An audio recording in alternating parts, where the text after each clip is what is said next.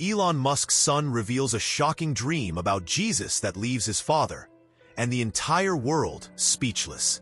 What started as a quiet moment on stage turned into a global awakening. Stay to the end to discover the message that changed Elon Musk's life forever. Like, subscribe, and comment your thoughts on this unbelievable and heartwarming true story. It began on a Wednesday morning that no one expected would change the tone of a nation, let alone the perception of one of the most polarizing figures on the planet. Elon Musk, the enigmatic billionaire, genius entrepreneur, and self-declared atheist agnostic, had just stepped off a private jet in Austin, Texas with his young son in tow. The boy, whose real name was a string of cryptic characters the internet had long joked about, was now 12 years old and had grown into a reserved yet astonishingly articulate child. Few people had heard him speak publicly. Musk had shielded his son from media exposure, raising him in a unique combination of scientific rigor, private tutelage, and curated digital immersion. The child had already shown promise beyond his years. Coding by 5, speaking 3 languages by 8, and even building his own drone company by 11. But none of that prepared the world for what was coming, because the moment he stepped onto the stage that afternoon at the Future of Consciousness Summit, everything changed. It wasn't supposed to be him speaking. In fact, the organizers had only expected Elon to deliver a keynote about AI ethics and interplanetary philosophy. The boy had simply accompanied him as he often did, carrying a sketchbook filled with bizarre algorithms and theological questions he never dared ask his father. But fate, or something greater, had other plans. Midway through Elon's presentation, something shifted. Perhaps it was the line of questioning that veered from logic to meaning, from computational morality to human soul-searching. Or perhaps it was the way a young woman from the audience asked the final question.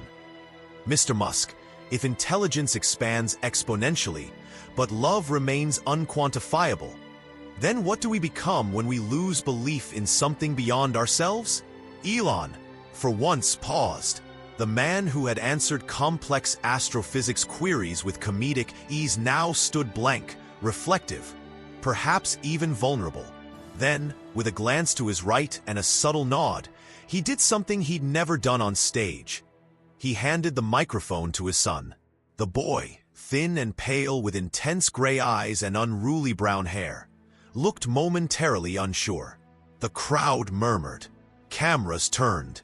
A few tech journalists shifted in their seats, expecting some novelty, maybe a quirky statement or clever algorithm. What they got was something entirely different. The boy stepped forward slowly. His voice trembled for a second before solidifying into something remarkably clear. I used to think Jesus was just a story, a myth, like a fairy tale for people who couldn't handle science. That's what I used to think. Until something happened last year. Something I've never told anyone, not even my dad. The room fell into silence. You could hear the hum of projectors and the soft whirring of recording drones above. Elon himself sat down slowly, never breaking eye contact with his son. The boy inhaled. Last year, when I turned 11, I started asking questions that even quantum physics couldn't answer. I asked my tutor how the universe could begin from nothing. He gave me equations. I asked my father how we could program morality into AI. He gave me logic. I asked a priest once, out of curiosity, why people needed Jesus. He gave me scripture, but none of it made sense to me. Until I had a dream that changed everything. People in the audience leaned in. A few skeptics rolled their eyes, expecting childish fantasy. But the boy's tone was different now. Measured, weighted, as though he carried something heavy and was finally ready to let it fall. In the dream, I was alone in a room. It looked like a spaceship, but it wasn't. There were no screens, no AI, just silence. And then a man walked in. He wasn't glowing or wearing robes. He didn't have a halo. He just looked tired, but kind. He sat beside me and said nothing. I asked him who he was. He said, "You already know." And suddenly, I felt like I did. He didn't explain heaven or hell. He didn't quote scriptures. He just looked at me and said, "You're trying to build what already exists, but you can't code grace. You have to accept it." I didn't understand, but I felt something I'd never felt before. Peace. Not just emotional peace, like mathematical peace. Like the equation of everything had finally balanced. The audience wasn't breathing. Musk, who had built his entire career on breaking paradigms, now looked visibly moved. The boy continued. When I woke up, I went straight to my father's library. I pulled out an old Bible someone had given him as a joke once. It was covered in dust. I started reading the words of Jesus. Not the religious stuff, just the red letters. Just his words. And they were different. Not manipulative. Not mythical. Just truthful. Like code that unlocked something inside of me. Since then, I've been praying. I don't even fully know to who or how. I just know that when I ask Jesus for clarity, I get it. When I ask him for peace, I feel it. And when I don't understand life, I look at his life, and somehow, mine starts to make more sense. At this point, a woman in the front row started to cry quietly. A tech entrepreneur in his 40s, known for his brutal online debates, put down his phone and stared blankly at the boy. The child paused, then turned slightly toward his father, who now had a look on his face no one had ever seen. Not awe, not confusion, but something softer, something bordering on belief. "My dad gave me the mind to explore the universe," the boy said slowly. "But Jesus gave me the heart to feel its meaning. I don't know how to reconcile both yet, but maybe I don't need to. Maybe the point isn't to conquer everything. Maybe it's to love, even when we don't understand. Maybe that's what being truly intelligent means. And maybe, just maybe, that's what Jesus meant when he said, 'Love one another, as I have loved you.'" Silence again, not out of confusion, but reverence. No one clapped. No one dared. It was as if the very air had grown heavier, filled with meaning too sacred to break. When the boy finally stepped down, Elon didn't move. His eyes followed his son the entire way, and for a moment, it looked like he might reach for his hand. Instead, he looked up and said quietly, but audibly, "I think I need to read those red letters too." And in that moment, the walls between intellect and spirit, between technology and faith, began to crack. Not with a crash, but a gentle shift. The kind that starts revolutions not with noise, but with truth. And the world, whether it knew it or not, had just witnessed the beginning of one. The video of Elon Musk's son speaking spread across the internet with the force of a global earthquake. It was posted initially by a blurry smartphone stream on a fringe spirituality blog, but within hours, clips had made their way to every major platform. YouTube thumbnails screamed with capital letters, "Elon's son talks about Jesus?" while Twitter erupted with hot takes from every ideological camp imaginable. Atheists accused the event of being staged. Christian influencers hailed the boy as a prodigy. News anchors, YouTubers, and podcast hosts all weighed in with opinions. But the truth was, no one really knew how to respond to what they'd heard. Because what the boy had said wasn't just unexpected, it was unshakably sincere. It wasn't dramatic. It wasn't emotional in the manipulative sense. It was calm, grounded, spoken with the quiet authority of someone who had seen something and could not unsee it. But more than anything, it wasn't what he said that haunted people. It was how Elon Musk reacted. The man who had once declared that religion was a crutch for the intellectually weak had looked at his son with the eyes of a man questioning the very foundations of his reality. And that moment, more than the speech itself, rippled through the minds of millions. Behind the scenes, something even more dramatic was happening. Elon, ever the man of science and reason, didn't sleep that night. After returning to his residence in Austin, he sat in the garden long after his son had gone to bed, flipping through the dusty Bible his son had mentioned. He wasn't looking for belief. He was looking for the cracks in the code, for the manipulations, the contradictions, the human fingerprints. And yet, the deeper he read, the more disarmed he became, not by religion, not by dogma or ceremony, but by the words themselves. Let him who is without sin cast the first stone. Forgive them, for they know not what they do. Greater love has no man than this, that he lay down his life for his friends. These weren't the ramblings of a manipulator. These were surgical strikes to the heart of human pride. Elon, a man known for conquering complexity, felt disarmed by simplicity. For the first time in his life, he encountered intelligence he could not replicate, wisdom he could not explain away. He read through the night, the silence broken only by the occasional breeze or the rustling of pages as he turned them with increasing urgency. He wasn't sure what he was looking for, but he knew, deep down, that something real was calling. The next morning, he didn't go to the lab. He didn't take meetings. He sat across from his son at breakfast and simply asked, "Tell me more about your dream." The boy looked surprised, but not afraid. Slowly, between bites of oatmeal, he began describing more details he hadn't shared on stage. How the man in his dream had scars on his wrists, not bleeding, but faded like memories. How the silence between their words felt louder than anything spoken. How, before waking, the man had simply said, "Follow truth, even if it breaks you. Truth is me." Elon nodded, but said nothing. He finished his coffee and stared out the window, lost in thought. That day, he canceled a Mars simulation meeting, skipped a Neuralink board call, and drove, with no security entourage, no agenda, to a small chapel on the outskirts of the city.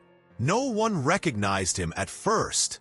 He sat in the back pew, wearing a hoodie and jeans, looking like any other seeker. The priest, an old man with cloudy eyes and a warm voice, welcomed him with a nod but didn't approach. He'd seen enough broken people walk through those doors to know when silence was the only sermon needed. Elon sat there for over an hour. He didn't pray. He didn't sing. He just sat. And in that silence, he felt something he hadn't felt in decades. Hunger. Not for knowledge, but for meaning. Not for control, but for surrender. That evening, when he returned home, he found his son on the patio sketching something strange. It wasn't code or mechanical blueprints. It was a drawing of a man kneeling in a garden, surrounded by light and thorns. "Is that me?" Elon asked hesitantly. The boy nodded. "I saw it. I mean, in a dream. Last night." Elon sat beside him, heart pounding. "What was I doing?" The boy looked up with a gaze too ancient for his age. "You were asking him for answers. And he didn't speak. He just pointed to your chest. And then you started crying." Elon stared at the drawing for a long time. He didn't ask more questions. That night, he didn't open code or news. He opened the Bible again. This time, he began with the Gospels. And when he reached the moment where Jesus wept over Jerusalem, something inside him cracked open. He didn't understand it, but he didn't resist it either. Meanwhile, public speculation exploded. Pundits debated whether Elon had converted. Religious leaders debated if the child was a prophet. Atheist forums tried to debunk the speech, but nothing stuck. Because this wasn't a PR stunt. No one had anything to gain. There were no books to sell, no agendas to push. Just a boy with a dream, and a father who suddenly saw the world through different eyes. The change in Elon became more obvious with time. Not flashy, not theatrical, but slow, like thawing ice. He began to speak differently in interviews. Not about Jesus directly, but about humility, about the limits of knowledge, about the beauty of imperfection. One journalist noticed that he no longer mocked belief in interviews. Another noted that his tweets, once snarky and sarcastic, had grown kinder. And then came the moment that silenced even his harshest critics. At a tech conference in Berlin, when asked about the future of AI and moral reasoning, Elon paused and said, "I used to think human consciousness was the highest form of intelligence. Now I think love might be. And love, in its purest form, can't be coded. It's not a simulation. It's sacrifice. I learned that from reading the teachings of someone I once ignored. I'm not here to preach. I'm here to admit I was wrong." The room fell silent, not with confusion, but awe, for a man whose identity had been built on intellectual dominance to admit weakness. That was more powerful than any sermon. But perhaps the most moving moment happened privately. It was on a Sunday morning when Elon walked into that same chapel again, this time holding his son's hand. The priest greeted them at the door, surprised but calm. Elon smiled gently. "I don't know what I believe yet, but I know I want to learn." The priest led them to the front row. That morning's sermon was simple. "Blessed are the poor in spirit, for theirs is the kingdom of heaven." Elon didn't cry. He didn't speak. But when the service ended, he turned to his son and whispered, "I think I'm starting to see." The boy just smiled, because he already had. And as the world watched, speculated, and debated, something undeniable began to happen. Not in headlines or trends, but in hearts. People started reading the red letters again. Not out of obligation, but curiosity. Not to debate, but to understand. And all because one boy, with a voice too small to dominate and a heart too full to contain, dared to tell the truth that had found him in a dream. And that truth, once released, did what truth always does.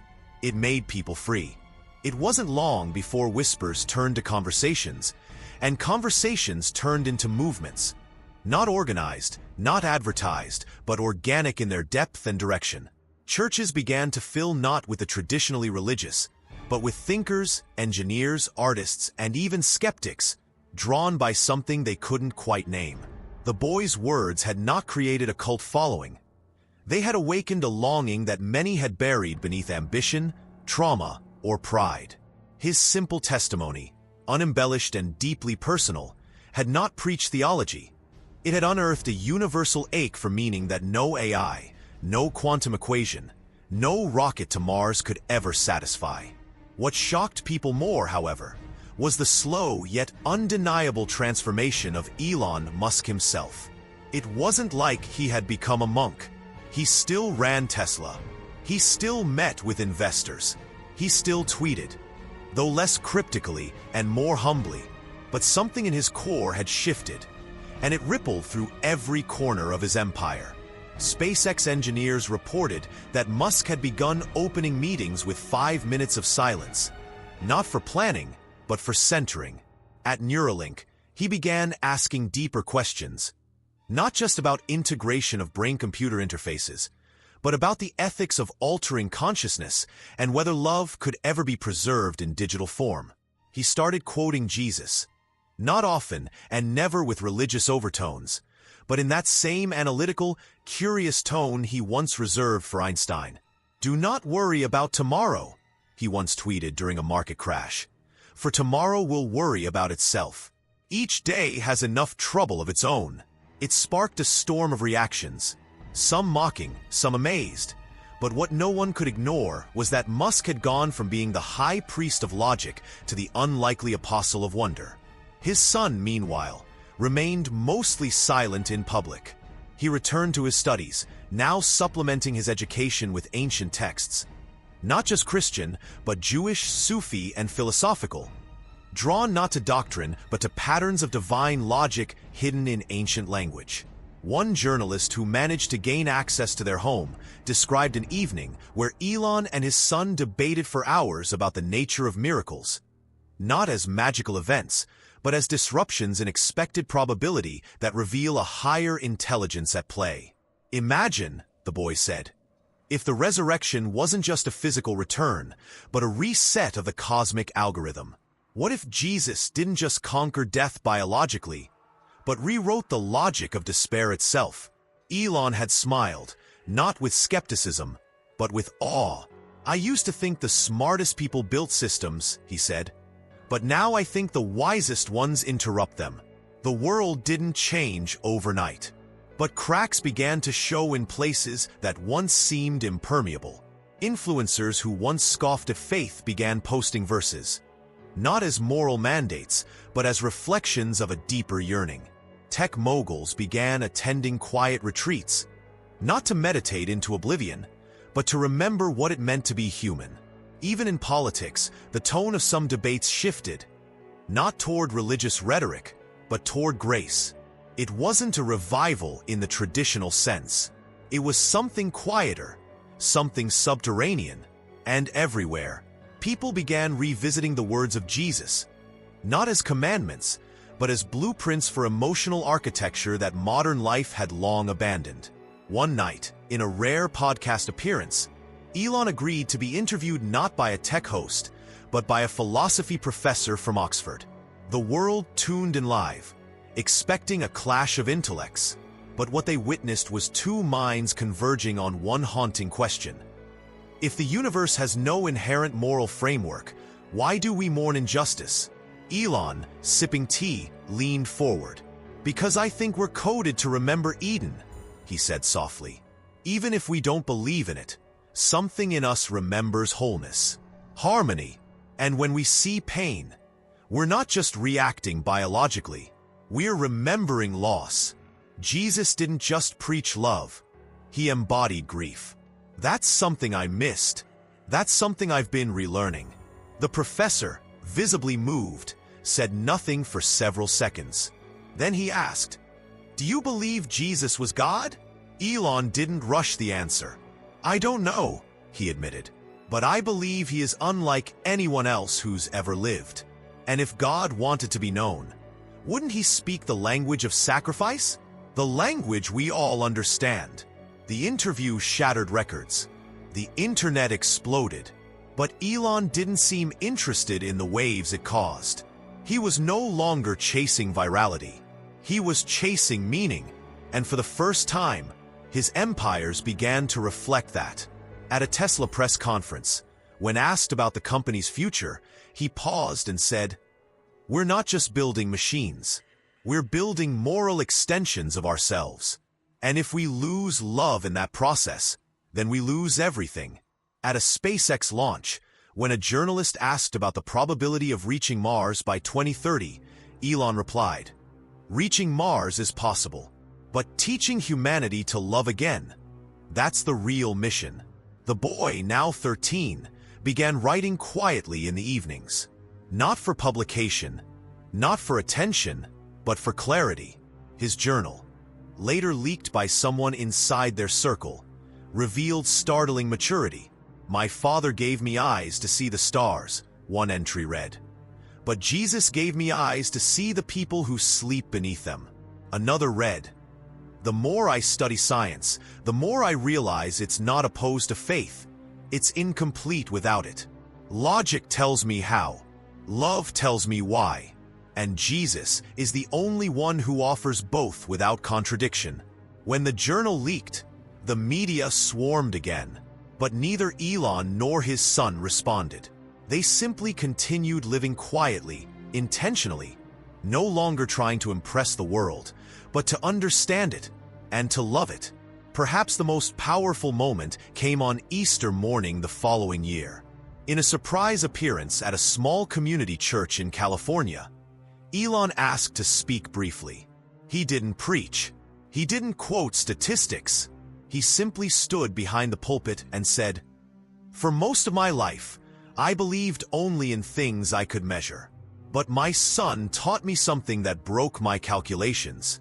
He taught me that love is not logical, but it's always true, and that Jesus didn't come to upgrade humanity. He came to redeem it." The congregation, stunned, rose to their feet, not in worship of Elon, but in awe of the humility it took to say such words.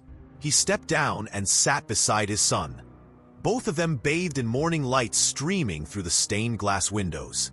And as the world watched from afar, hearts cracked open not by power, not by theology, but by truth wrapped in the vulnerability of a father listening to his son.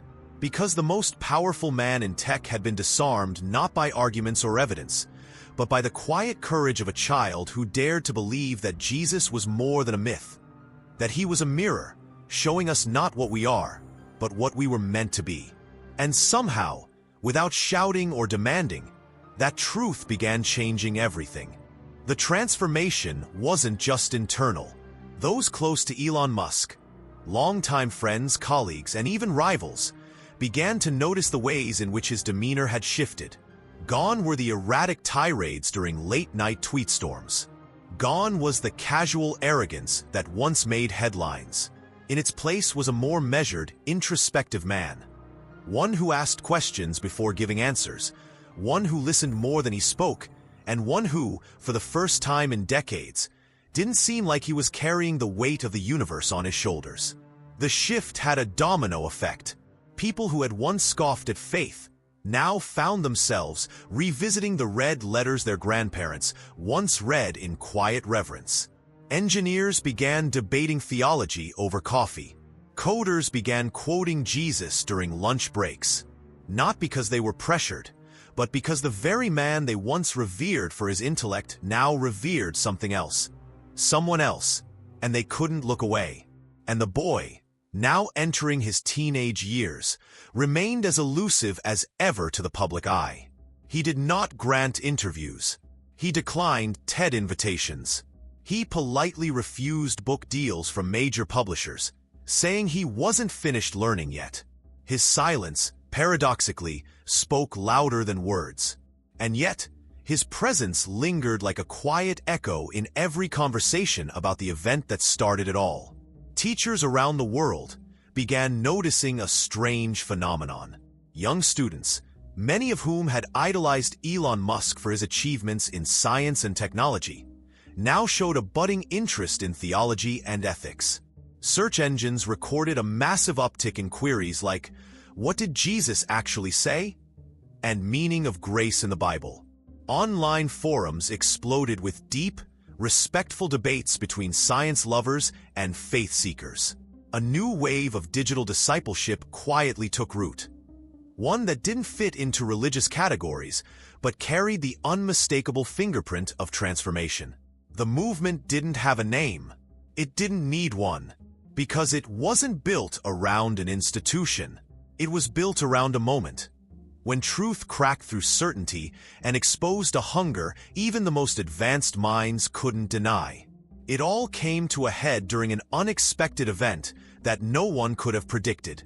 One evening, as Elon prepared to speak at a private fundraiser in Los Angeles for advancements in sustainable technology, a protest broke out outside the venue. Dozens of angry demonstrators had gathered, not against Elon himself, but against the increasing fusion of tech power with political influence. It was chaotic. Tensions were high. Security scrambled to keep the peace. And then, as Elon's motorcade approached the entrance, a single protester, a young woman with shaking hands and a worn sign that read "Power can't save the soul," collapsed on the pavement from exhaustion and dehydration. The crowd fell silent. Cameras rolled. Security moved toward her. But before anyone could intervene, Elon Musk stepped out of the car, walked past his guards, and knelt beside her. No speeches, no grand gestures, just a bottle of water from his own hands and a quiet moment of compassion. "Are you okay?" he asked gently, placing his jacket under her head. She nodded through tears. "I didn't think you'd stop," she whispered. "I didn't think you'd care." Elon looked her in the eyes, his voice low but clear. "I used to think that too," he said, "until I met someone who showed me otherwise." He didn't need to say who. Everyone watching knew. The footage went viral in minutes. But what caught the world's attention wasn't the act itself. It was the expression on Elon's face. Not pity, not public relations savvy, but empathy. Real, soul-wrought empathy. The kind that can't be faked. The kind that only comes from being changed from the inside out. After that night, Elon began to speak more openly about the transformation taking place in his life. Not in a preachy or religious way, but with the authenticity of someone who had been found when he didn't even know he was lost. He began addressing groups that had nothing to do with tech, counselors, teachers, spiritual leaders, sharing how the words of Jesus had reprogrammed the way he saw the world. "I used to believe in control," he said during a forum on AI ethics.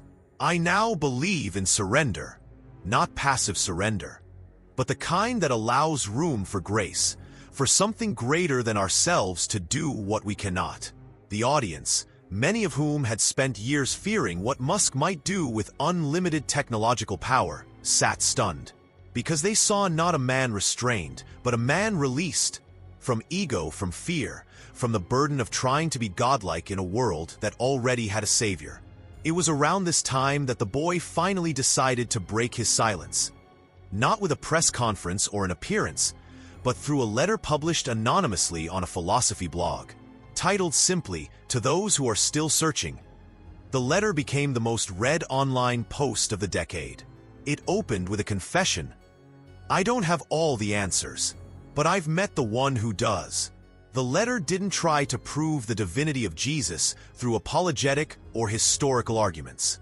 It simply told the story of a boy who had been raised to believe in logic, but was met by love. "You don't need to believe in religion to believe in grace," he wrote. "You just need to admit that you can't fix yourself. Jesus didn't ask me to change my mind. He changed my heart. And that changed everything else." The letter ended with a single line that echoed across forums, classrooms, and boardrooms. "The real breakthrough isn't when you build the next big thing. It's when you realize you were loved before you ever built anything." That sentence alone sparked global reflection. Tech summits began including panels on ethics and faith. Ivy League universities created interdisciplinary courses titled Faith, Logic, and the Future. Even atheists who didn't convert found themselves rethinking the arrogance with which they once dismissed belief. And at the center of it all was a father and son, not evangelizing, but simply living a life transformed by a quiet carpenter from Nazareth whose words, once forgotten, had resurfaced with a power to awaken even the most brilliant minds. One evening, sitting beneath the stars on the balcony of their home, Elon turned to his son. "Do you ever regret saying what you said that day?" he asked. The boy shook his head. "No," he replied, "but sometimes I wonder what would have happened if I hadn't. If I had stayed quiet. If I had kept Jesus to myself." Elon nodded slowly. "You changed more than you know. You didn't just speak. You reminded the world that brilliance doesn't exclude belief. That logic and love aren't enemies." He paused, then added, "And you reminded me that being a father isn't just about guiding. It's about being willing to follow when your child sees something you've missed." That night, as they sat in silence, watching satellites cross the sky, satellites Elon himself had launched, they no longer felt the compulsion to chase what was next. They had finally found what was eternal, and the world, now watching with reverent curiosity, was beginning to realize the same. That behind every equation lies a question science cannot answer. Who am I? And why do I matter? And sometimes, the only one brave enough to say the answer aloud is a child.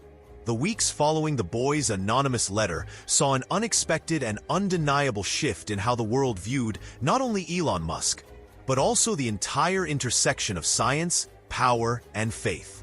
The tech world, long insulated by a fortress of rationalism and market logic, began cracking in the most beautiful way.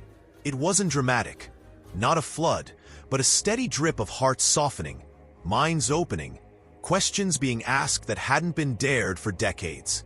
Executives at trillion-dollar corporations quietly began to meet outside the boardroom, not to talk about profits or competition, but to read scripture, meditate on love, and ask the kind of questions that couldn't be answered with code. therapists noticed a new tone in their clients' voices, a mix of curiosity and humility, especially among those in high-performing fields. Something had changed, and though no one wanted to admit it outright, perhaps for fear of sounding irrational, everyone knew exactly when the change had begun, when the son of the most calculated man in the world spoke of a savior who made him feel whole. Behind the scenes, Elon's journey deepened, but he rarely spoke of it publicly. He didn't start attending massive churches or turning his public persona into a Christian emblem. That wasn't his way. Instead, he lived quietly, choosing depth over display.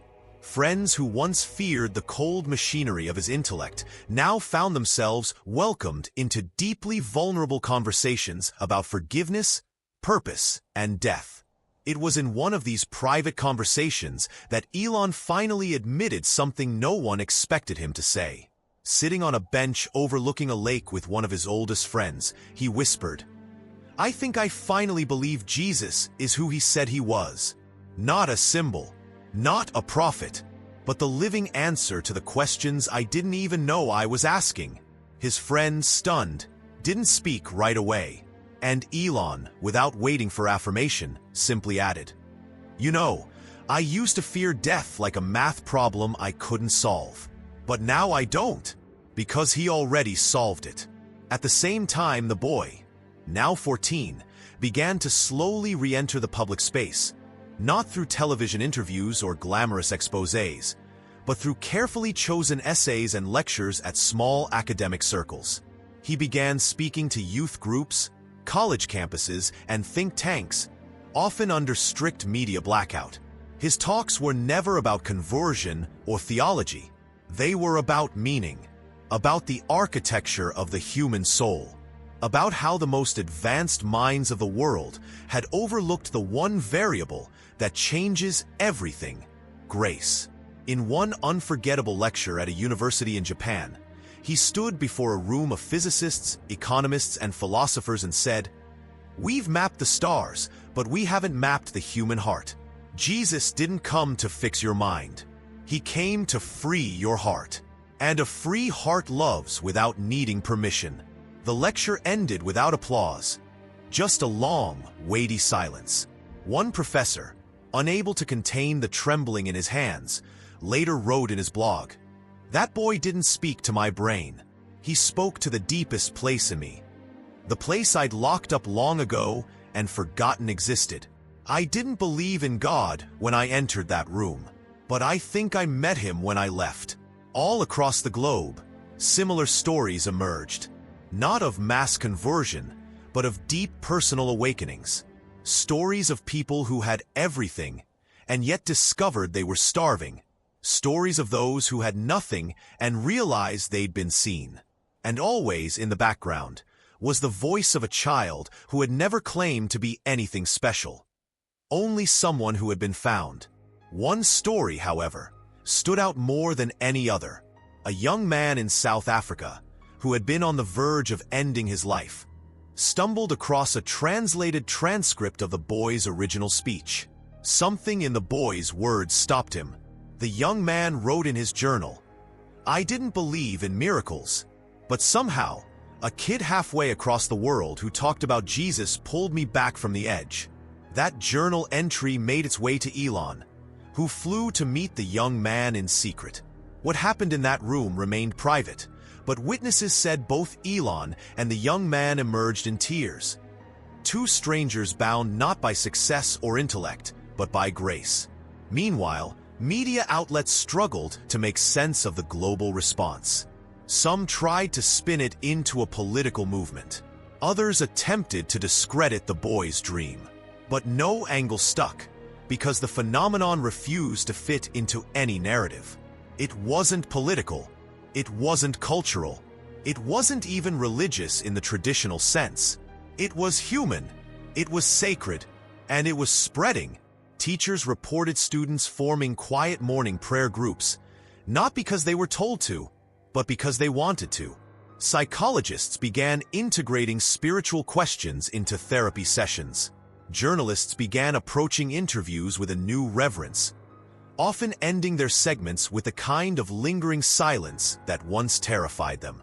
And perhaps most astonishingly, people began forgiving.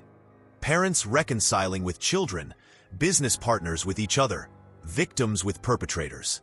Something unquantifiable was at work, and for many, the only explanation was the one the boy had whispered so long ago. You can't code grace. You have to accept it.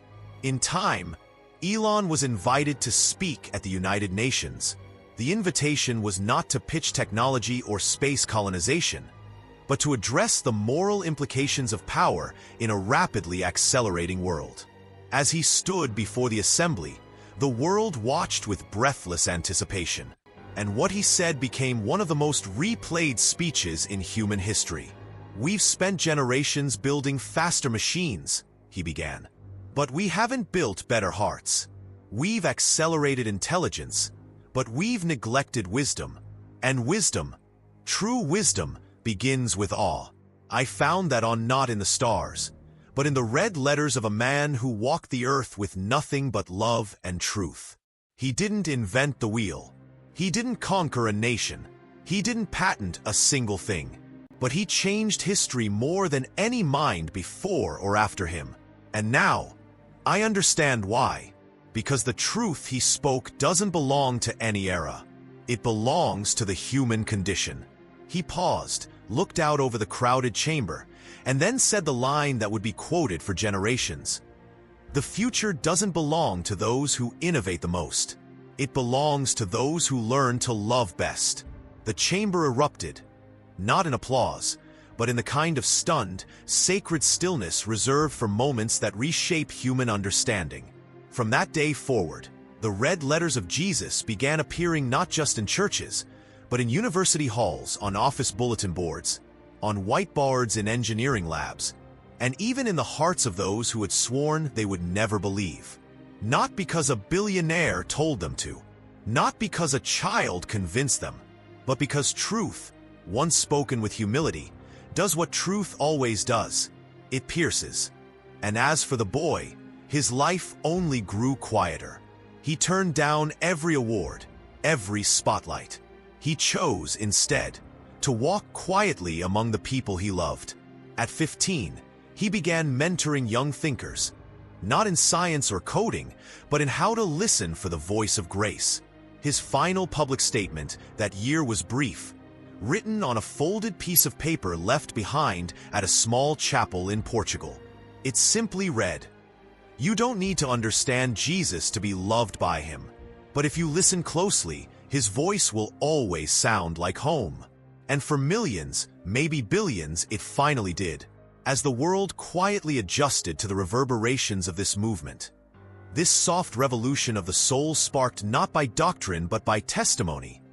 It became clear that what had happened was unlike anything that had come before.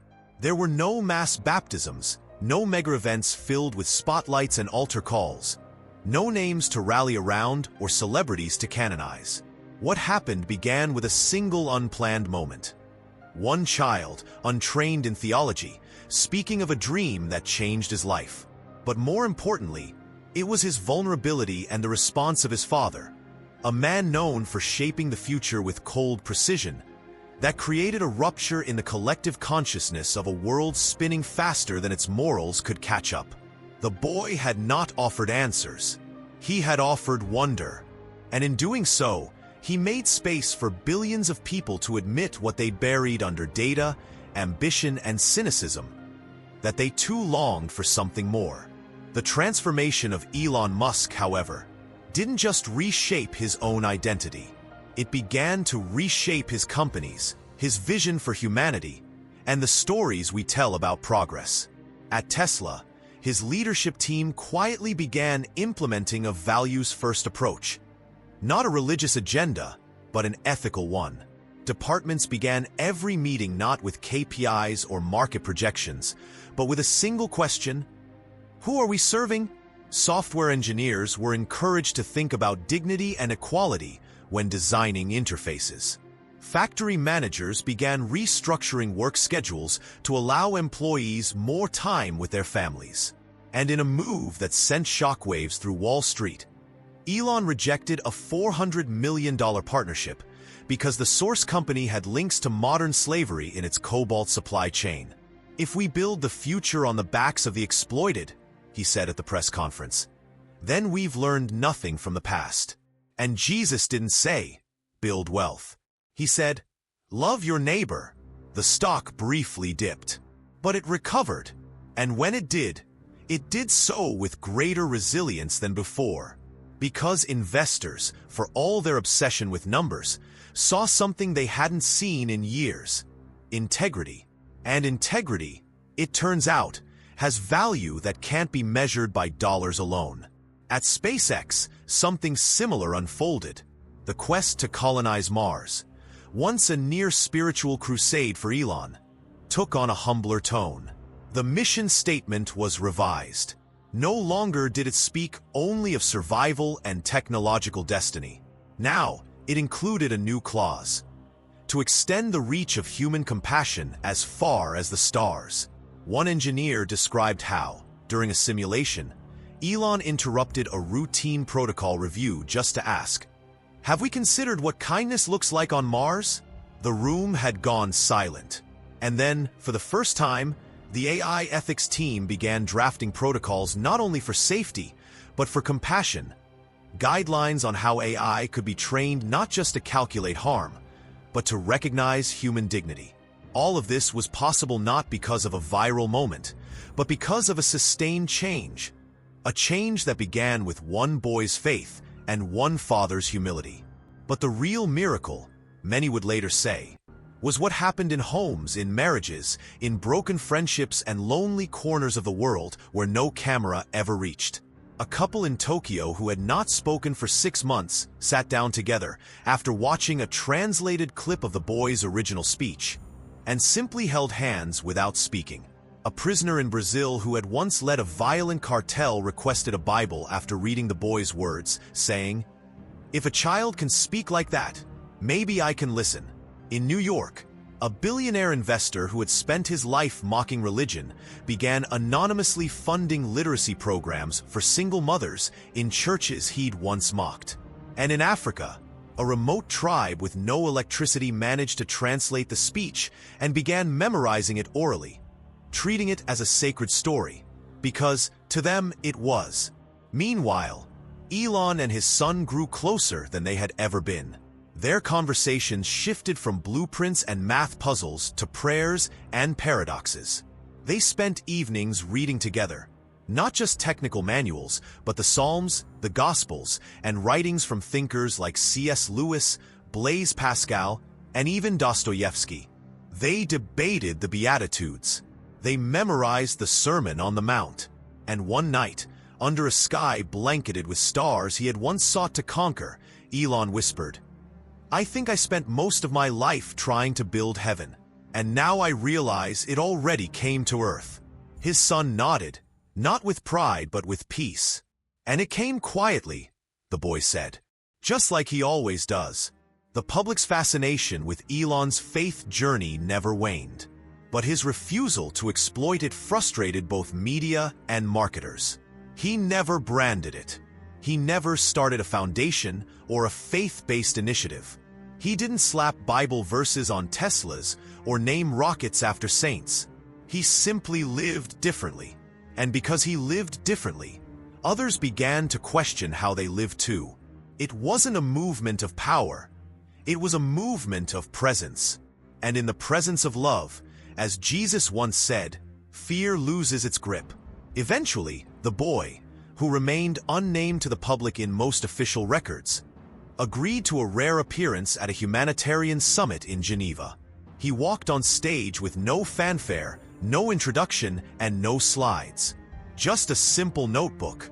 He looked around the auditorium filled with world leaders, CEOs, philosophers, and skeptics, and said, "I'm not here to tell you what to believe. I'm just here to remind you what you've forgotten. That you were created to be loved, not used, not optimized. Love. And that love doesn't come from power, or policy, or productivity. It comes from a person, and his name is Jesus." A silence fell like snowfall. No applause, No shouting, just silence, as though the very room remembered something buried long ago. He closed the notebook and walked off stage. That night, Geneva experienced the largest spike in Bible sales in its recorded history. Bookstores couldn't keep them on shelves. And again, no one had promoted it. No campaign, no call to action, just one boy's calm assurance that everything we're looking for has already found us. If we're willing to listen, in time, universities publish papers trying to decode the phenomenon. Psychologists referred to it as a new form of spiritual cognition. Economists called it the grace economy. But no theory could account for the way hardened men wept when they read the boy's words. No formula could explain the peace that flooded boardrooms and bedrooms alike when people stopped and asked the question, could Jesus actually be real? And perhaps that was the final irony. After centuries of trying to prove or disprove God through reason, it was a child's dream and a father's surrender that finally made people believe. And still, neither sought the spotlight, because they understood something now that few ever do. That true transformation doesn't need to be broadcast. It only needs to be lived.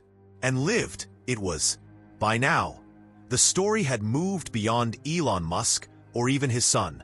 It had become something far more elusive and far more powerful. A quiet awakening coursing through the veins of a weary, hyper-connected civilization. Around the globe, people had begun asking different kinds of questions. Not how do I win, but who do I serve?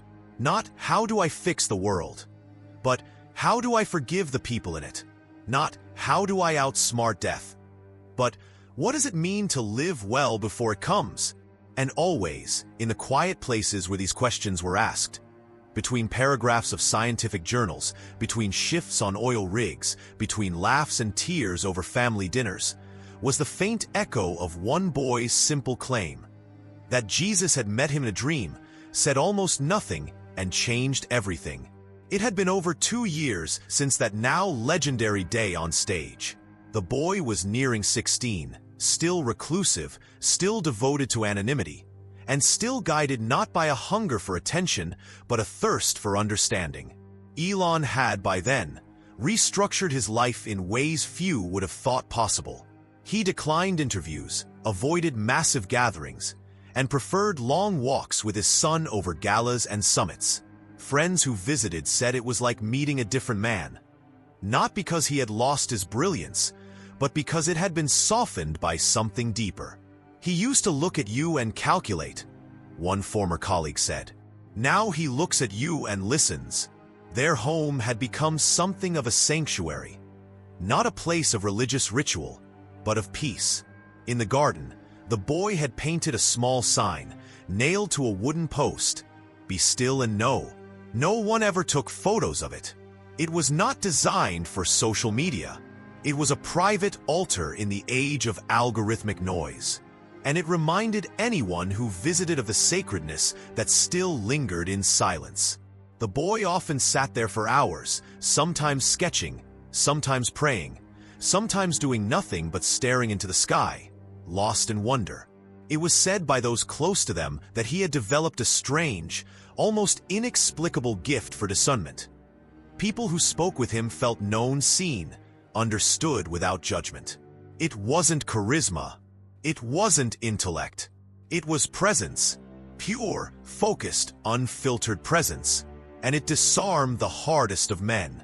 One day, a veteran astrophysicist visited their home for what was meant to be a short meeting about a shared research interest. He left 6 hours later, changed. "I came to discuss black holes," he later wrote in an anonymous post. "But instead I fell into one. A gravitational pull of love so dense, so absolute, that it reoriented the orbit of my soul. I didn't convert. I didn't confess. I just listened, and I wept. And I realized I'd spent my entire life studying stars while ignoring the one that never burned out." That post alone led to hundreds of similar testimonies across blogs, forums, and private networks.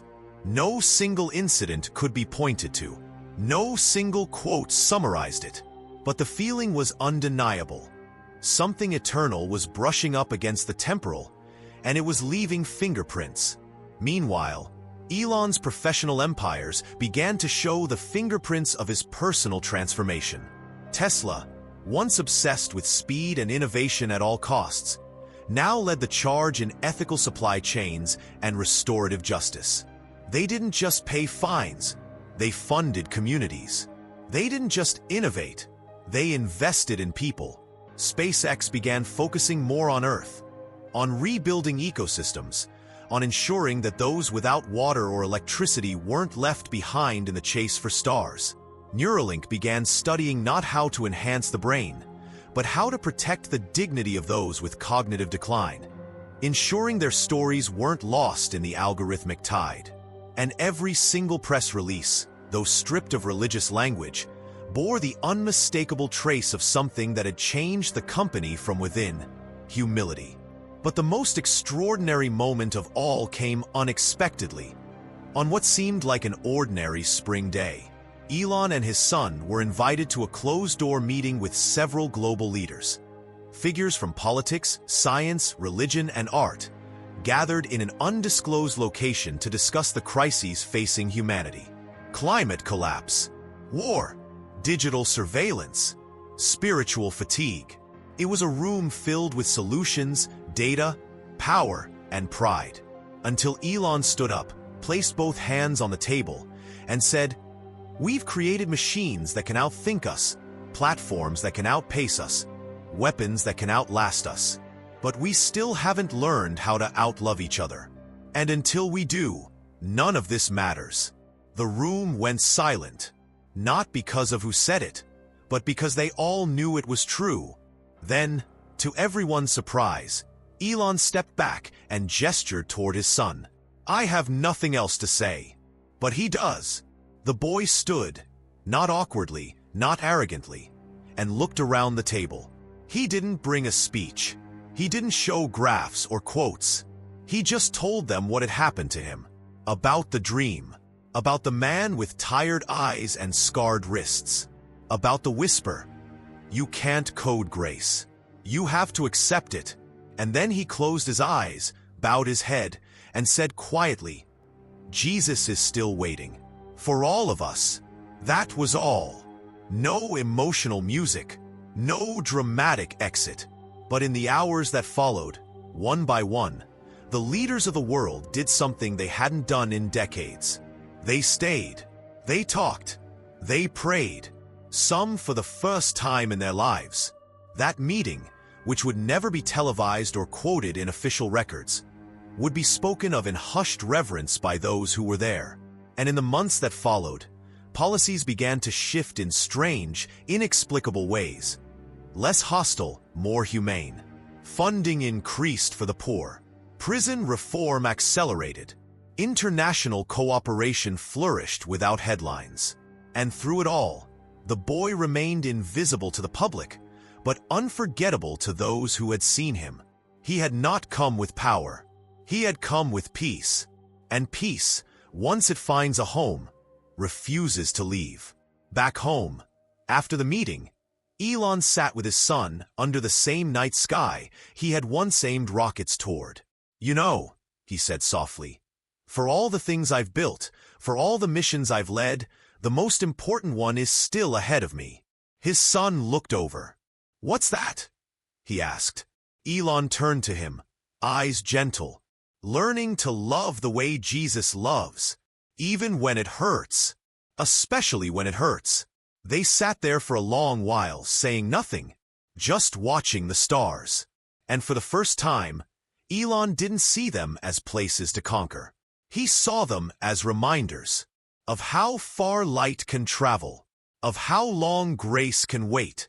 As seasons passed and the boy grew into the early stages of manhood, the story that had once shaken the world gradually settled into something quieter, yet no less potent. It became less a news item and more a shared memory, an event folded into the collective heart of a generation desperate for something real. Unlike most viral moments, which burn hot and vanish into the next scandal or sensation.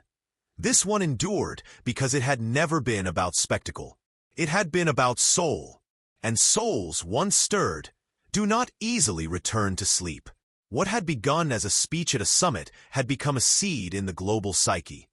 A seed that bore fruit not in conversions or ideologies, but in changed lives, softened hearts, and rediscovered questions people had long been afraid to ask. Who am I without my success? What happens when the applause fades? Is it possible that love is not earned, but given? And yet, as the world continued to evolve, not everyone celebrated this quiet renaissance. In some circles, resistance hardened. Critics accused Elon of abandoning science. Others mocked his son as a boy-turned symbol for a cause they didn't understand. There were entire forums dedicated to dissecting the theology, or lack thereof, in the boy's claims. But none of it stuck. Because you cannot disprove peace. You cannot debunk the look in a father's eyes when he says he's finally free. You cannot algorithmically dismantle the kind of stillness that overtakes a man who once built rockets and now finds himself weeping while reading the Beatitudes in a whisper. Elon never fought back. Neither did his son. Their silence became their testimony. Their refusal to defend, their refusal to capitalize, became the very reason the world continued to listen. Then, one unexpected morning, a short video surfaced on a niche site. It was filmed without the boy's knowledge, captured from a respectful distance by a student who had attended a closed seminar. The video showed the boy sitting on a park bench in Cambridge, surrounded by a small group of students. He was reading aloud, not from a philosophy book, not from a scientific journal, but from the Gospel of John. His voice was calm, his expression sincere. He read, "I am the way, the truth, and the life. No one comes to the Father except through me." Then he closed the book and said, "That's either madness, manipulation, or the single most loving invitation in human history. And after everything I've experienced, I believe it's the third." The video didn't go viral. It didn't need to. It made its way quietly from inbox to inbox, from friend to friend. And wherever it landed, it seemed to land not on screens but on souls. Across the world, small groups began to form organically. People gathering in cafes, schools, hospitals, even military barracks, not to start churches, but to read the red letters again. They called themselves the Rememberers. They had no creed, no leader, no website. Just a shared ache to remember who they were before the world convinced them they had to earn love, achieve worth, and hide their pain. They weren't always Christians. Many had never stepped inside a church. But they read the Gospels with the hunger of people starving for meaning. And always the story that sparked it came up. The boy, the dream, the words. You can't code grace. You have to accept it. It was during this time that Elon made his most personal decision yet. He stepped down. Quietly, without ceremony, he announced his resignation as CEO of his companies, appointing successors who had proven not only their technical ability but their character. When asked why, he simply said, "I've spent my life building systems. Now I want to build memories. And I want to spend the rest of my days learning how to love without needing to be impressive." It was the most retweeted resignation letter in history. Some mocked him. Others admired him. But Elon didn't care. Because for the first time, his life wasn't measured in milestones or metrics. It was measured in moments of presence, in walks with his son, in long dinners without phones, in quiet mornings reading about a carpenter who once touched lepers and spoke of lilies. The boy, meanwhile, began to disappear even further from the public eye. Not out of fear, but out of wisdom. He had said enough. He had planted the seed. And now, he simply lived. He took no titles. He joined no movements. He walked in cities unnoticed, loved deeply, and wrote constantly. Pages of reflections, prayers, thoughts he never shared, knowing that some truths are too holy to sell. One of the few writings that ever made it to the public was a short poem he scribbled and left behind in a library book in Prague. A young woman found it and posted it online. It read, "You don't have to fix yourself to be loved. You only have to be honest." The nails in his hands weren't a strategy. They were a promise. You're worth dying for, even on your worst day. The poem spread like wildfire, not because it rhymed, but because it was real. People printed it, tattooed it, quoted it in eulogies and weddings and lonely journal entries at 2 a.m. And again, the world found itself drawn not to argument, but to awe. In the years that followed, the story became legend. Students studied it in universities. Journalists wrote books about it. Theologians argued over its implications. But the boy, now a young man, was never interested in legacy. He was interested in love, the real kind, the kind Jesus spoke of when he said, "This is how they'll know you're mine, if you love one another." And so he lived, not to be known, but to know others, to sit with the grieving, to celebrate the unnoticed, to walk through cities without needing to leave a mark, because he understood that the mark had already been made, on a cross on a hill, by a man who bled so the world could breathe again. And Elon, now older, still brilliant but infinitely more human, once said in an interview, his last, in fact, "The best thing I ever built wasn't a rocket. It wasn't a car. It wasn't a company. It was a life shaped by love. And I didn't do it alone. My son led me there. But Jesus met me when I arrived." The interviewer, stunned into silence, asked, "And what would you say to people who still don't believe?" Elon smiled. "You don't have to believe to be loved. But once you feel it, once you truly feel that kind of love, you'll never settle for anything less." And that, perhaps, was the secret all along. Not persuasion, not pressure, just presence. Love that doesn't demand. Grace that doesn't bargain. Truth that doesn't shout. A father listening to his son. A son listening to God. And a world, slowly, achingly, beginning to listen too. Years passed, but the ripple never ceased. The world grew older, faster, louder. But under the static, beneath the machinery of modern life, that quiet whisper endured. You could hear it in the way strangers began holding doors longer for one another, in how enemies paused before speaking with cruelty, in how an entire generation of young leaders entered positions of power with something different in their eyes. Not just ambition, but compassion. It wasn't that the boy had become a global prophet, or Elon some kind of saint. That would have missed the point entirely. The miracle wasn't their transformation. It was the way their honesty gave everyone else permission to admit they were hungry for something deeper too. The myth of self-sufficiency had cracked, and in the soft light that spilled through that fracture, people began to see the face of Jesus not as a metaphor or a myth, but as a real, living presence who was never far to begin with. By the time the boy had reached adulthood, the legend surrounding him had grown so thick, so layered with half-truths and interpretations, that it seemed impossible to find the real person beneath it all.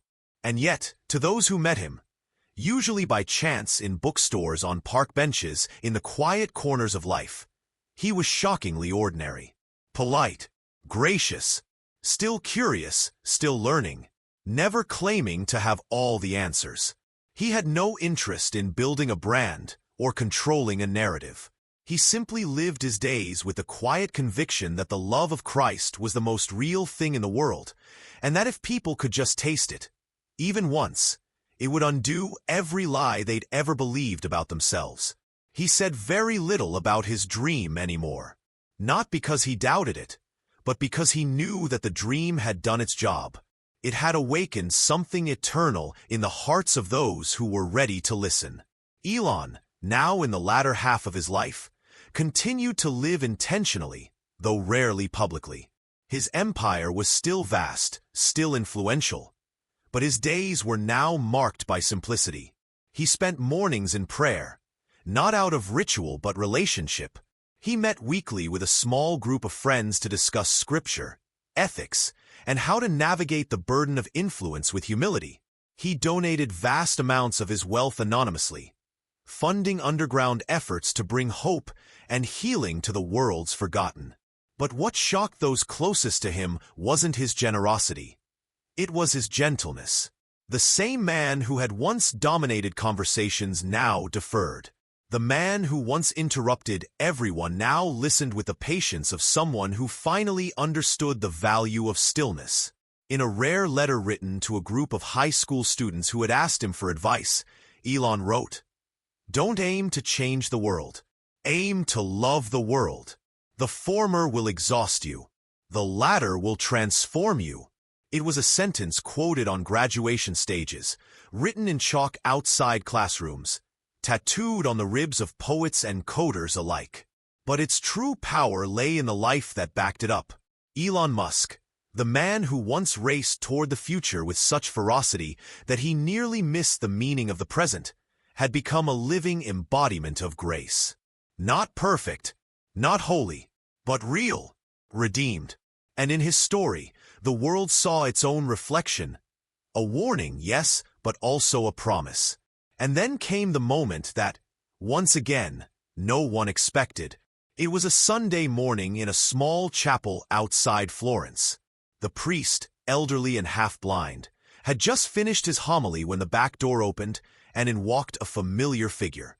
He was older now, weathered in the way only those who have lived deeply can be, with a thin beard, tired eyes, and the unmistakable weight of wisdom behind every step. It was the boy, or rather, the man he had become. He took no seat of honor. He simply slipped into the back pew and bowed his head. No one recognized him at first, but when the service ended and people turned to leave, a small child walked up to him and said, "Are you the one who dreamed about Jesus?" The man smiled. "I am." The child paused. Was he real? And without hesitation, the man replied, "More real than anything else I've ever known." Word spread, of course, quietly, respectfully, and that one simple exchange lit up hearts around the world all over again. Not because it introduced anything new, but because it confirmed what so many had come to believe, that Jesus had not come to be understood fully. He had come to be followed, loved, trusted, and that his way, though narrow, was always worth walking. Later that day, the man was seen sitting beneath an olive tree outside the chapel, scribbling in a notebook. A curious traveler asked what he was writing. He didn't look up. He just said, "I'm writing down everything I want to remember, in case I ever forget." The traveler asked, "Forget what?" And the man finally looked up, eyes glowing with peace. "That I'm loved, not for what I do, or say, or know, just loved. That's the whole story." And it was, because long after the headlines faded, after the platforms changed and the empires rose and fell, that was the part people carried with them. That Jesus had met a boy in a dream, that the boy had spoken, and a father had listened, and that through them, the world had remembered the truth that had always been there. That grace is real, that love does not require achievement, and that the one who spoke those red letters is still speaking, even now, in the silence. Years later, the world had changed, not in the way revolutions usually do, through fire and fury, but in the quiet, resilient way a river reshapes stone. The legacy of the boy's words was not etched into monuments or political policies, but into the fabric of countless individual lives who had found their way back to the gentle presence of Jesus. Nations still struggled, markets still crashed, wars still threatened peace. But underneath it all, there was a new kind of resistance spreading, not against governments or ideologies, but against despair itself. People began living differently. Not dramatically, not even visibly sometimes, but with a deeper awareness that they were not alone, that they mattered, and that maybe, just maybe, they were loved with a love that didn't make sense and didn't need to. The boy, now a man of nearly 30, lived in a small, nondescript home on the outskirts of a coastal town. He walked daily, often barefoot, to a nearby cliff where he would sit for hours with a journal. Watching the tide move in patterns he no longer felt the need to understand. He rarely spoke of the past. He never claimed credit. He refused to write a book. He turned down every award, every documentary, every desperate request for a headline. Not because he hated the spotlight, but because he had already stood in a greater one. The one that had looked him in the eye and said, "You're trying to build what already exists. You can't code grace. You have to accept it." That truth had become the spine of his entire life. And so he lived, not loudly, but faithfully. Not as a hero, but as a witness. His home was filled with books, handwritten letters from strangers, and scraps of poetry he never intended to publish. There was a garden in the back, simple, messy, full of unexpected blooms. And in the corner of his kitchen sat a worn Bible, pages yellowed and fragile, some marked with tear stains. On the inside cover were only 3 words, "Still listening always." Elon had passed on by then. His final days lived in peace with his family, surrounded not by machines or executives, but by quiet. He had not died famous. He had died beloved. His last words, spoken with a gentle smile to his son, were, "I thought I was building the future, but the future was always grace." At his funeral, there were no grand eulogies, just a moment of silence and a reading of the Sermon on the Mount. People from every walk of life came. Rivals, friends, critics, all stood together, not to praise a man, but to honor the mystery of how a life can change when love is finally let in.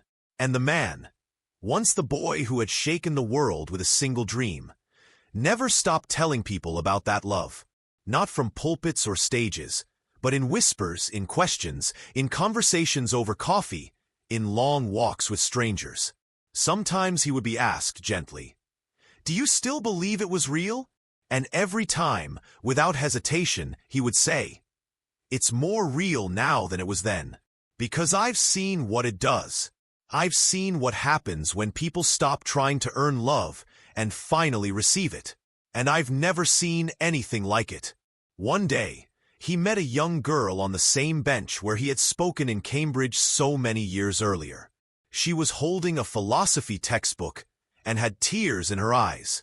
She looked at him and asked, "Is it really true that Jesus loves me?" He didn't answer with doctrine or argument. He just smiled, placed a hand on the bench, and said, "It's the only thing in this world I'm sure of." She cried, not out of sadness, but relief, because somewhere deep inside her, she had always hoped that it was true. She had just needed someone to say it out loud. In that final season of his life, the man often reflected in journals he never shared. In one entry he wrote, "They called it a movement. It wasn't. It was a return, a remembering.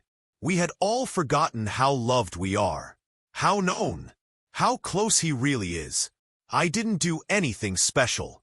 I just spoke what I saw, and the world listened, not to me, but to the whisper behind my voice."